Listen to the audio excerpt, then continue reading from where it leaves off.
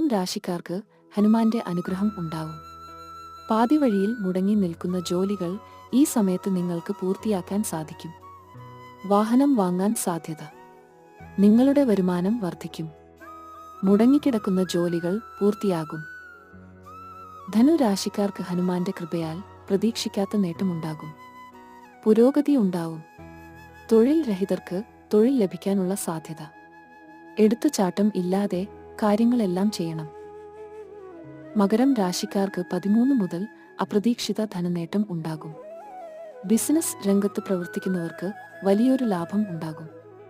നിങ്ങൾ ഊർജ്ജസ്വലനാകുകയും എല്ലാ കാര്യങ്ങളും ചെയ്തു തീർക്കാൻ കഴിയുകയും ചെയ്യും. മീനം, ഈ സമയത്ത് വളരെ നല്ല കാര്യങ്ങൾ സംഭവിക്കും. ഇത് നിക്ഷേപത്തിന് പറ്റിയ സമയമാണ്. മുടങ്ങിക്കിടക്കുന്ന പണം ലഭിക്കും. ഹനുമാന്റെ അനുഗ്രഹത്താൽ ഭൂമി വാങ്ങാൻ സാധിക്കും.